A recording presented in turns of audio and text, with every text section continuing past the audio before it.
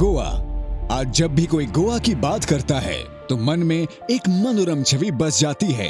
अपने इतिहास में गोवा या गोमंतक कई वैभवशाली साम्राज्यों की राजधानी रहा है।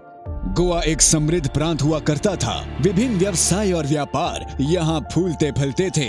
1510 में पुर्तगालियों ने गोवा में कदम रखा और एक एक करके कुछ हिस्से अपने अधीन कर लिए। इससे गोवा की शांति और संस्कृति पर गहरा प्रभाव पड़ा। मंदिर तोड़े गए, धर्म पर आक्रमण हुआ तो प्रजा ने अपनी आवाज उठाई और कुंकोलिम गांव के लोगों ने 1583 में पुर्तगालियों के खिलाफ पहला विद्रोह किया। जब प्रजा पर पुर्तगालियों के अत्याचारों की कोई सीमा नहीं रही, विदेशी ताकतों को टक्कर देने मराठा साम्राज्य के कीर्ति स्तंभ छत्रपति शिवाजी महाराज स्वयं आ पहुंचे।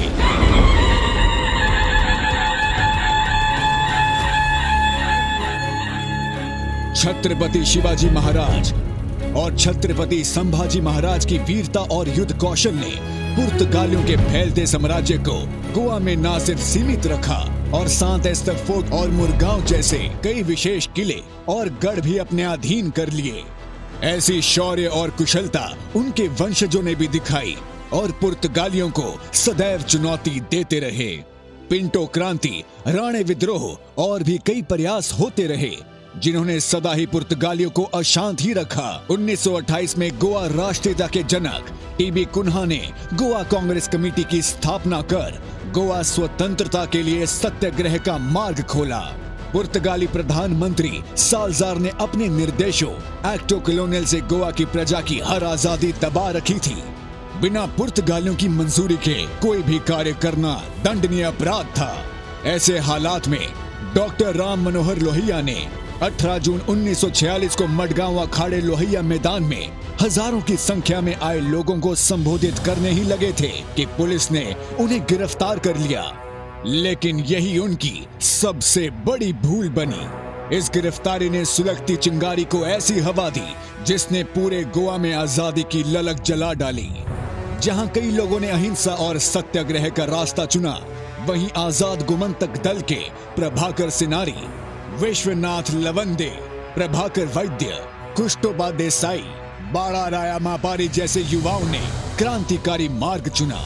पुर्तगाली फौज पुलिस थानों, बैंकों और कारखानों को अपना निशाना बनाया, जिससे पुर्तगालियों को नुकसान तो हुआ ही, साथ ही उनका बल भी क्षीण होता रहा। एक तरफ गोवा लिबरेशन आर्मी और आजाद गोमंतक दल जैसी संस्थाएं गोली बारूद से क्रांति कर रहे थे, तो दूसरी तरफ हजारों लोगों ने गोवा की आजादी के लिए सत्याग्रह का रास्ता चुना और 15 अगस्त 1955 को लोग गोवा में उमड़ने लगे। आंदोलन रोकने के लिए पुर्तगालियों ने देखते ही गोली चलाने के संदेश तक दे डाले। क्रांतिकारियों ने एकजुट होकर पत्रा देवी में सत्याग्रह धरना करने का नियोजन बनाया। इस सत्याग्रह में भारत के कई कोनों से लोग आए थे। इसी सत्याग्रह पर पंजाब के एक युवा करनैल सिंह बेनीपाल शहीद हो गए। इस स्वतंत्रता यज्ञ में कई गोवा के और देश के कई हुतात्माओं ने और कई महानुभावों ने अपना योगदान दिया। इसमें मोहन राणाडे, जगन्नाथ राव जोशी और भी सहस्रों नाम हैं। महिलाओं ने भी भरपूर योगदान दिया। इनमें शारदा ताई सावयकर, वत्सला कीर्तनी, प्रमिलाबाई जांबावलीकर, सुधा ताई जोशी और सहोदरा देवी प्रमुख नाम हैं। एक ओर क्रांति चलती रही, दूसरी ओर भारतीय सरकार अंतर्राष्ट्रीय स्तर पर गोवा के लिए आवाज उठाती रही। पुर्तगाली साम्राज्य की क्रूरता अंतर्राष्ट्रीय अखबारों में भी छपती रही। इससे पुर्तगालियों पर भारी दबाव पड़ा। चारों ओर से हो रही उथल पुथल से पुर्तगाली बौखला उठे। इसी बौखलाहट में नवंबर 1961 में पुर्तगालियों ने एक एक करके 2 जहाजों को भारत सेना का समझकर उन पर आक्रमण कर दिया।